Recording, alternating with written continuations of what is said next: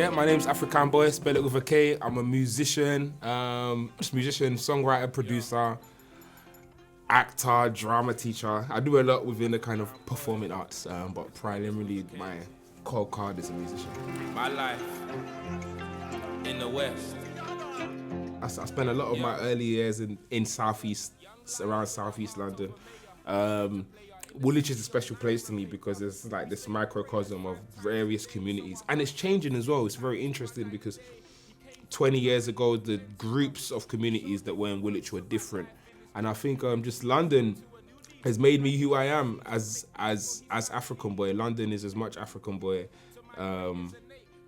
is more Afrikan Boy than Africa itself, because it's my perspective of a musician starts here. So London gave me that grime element. It gave me kind of an alternative soundscape. It gave me audiences that may not be interested in what I do. So it's kind of enabled me to really flex and just like try a few different things. Imagine this, the daughter of a preacher, forbidden to give birth in a manger. Now they're French, Nigerian speaking. Understand, when I was starting, everyone was doing grime. It's not the same now. There wasn't that same excitement in the years there was 10 years ago. Like everyone, the girls, the boys, it was like the Tamagotchi. It was like everyone wrote lyrics for fun, and it was purely fun and enjoyable, and that was the fun thing to do. And then you come and, you know, you go to a youth club or you go to your town centre. Tiny Temple grew up in the same wave as me, from the same area, and literally the same wave. So it was just like, it was the wave that everyone was on, and I needed something to make me stand out. I needed like my own 8-bar reload, you know, my own kind of like something everyone knows. And it used to be this track before one day I went to Lidl. There was a track that goes, "It's no shame that I shop in Lidl, buy one get one free straight from Lidl." And another lyric that went, "I must my chicken like an African boy," and just creating, you know, my own uniqueness within this very British thing, which is something that I saw that was missing. That's what gave me a career. That's what gave me a lane. It's what gave me the flexibility to try different things. Takes time for the arrival of a savior. The new album, what I can tell you about the album is you should pre-order it on Pledge Music. It's coming out later on in the year, and I've been working on it for a few years now, I would say.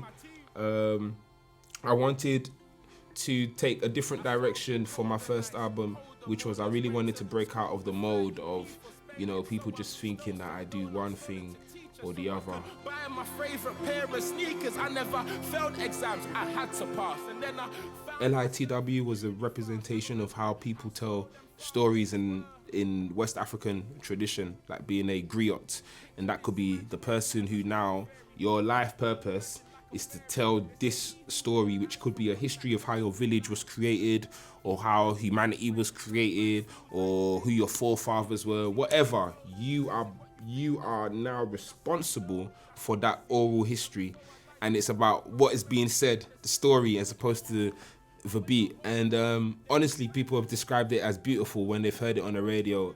That's an adjective my music doesn't get described as a lot, you know, as beautiful. It has loads of other great adjectives, but beautiful is a very particular descriptive word that people kind of out, or stopping them in their tracks, like they have to listen.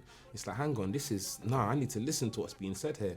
And so this album, kind of like Life in the West, LITW, gives a good indication as to the direction of the album.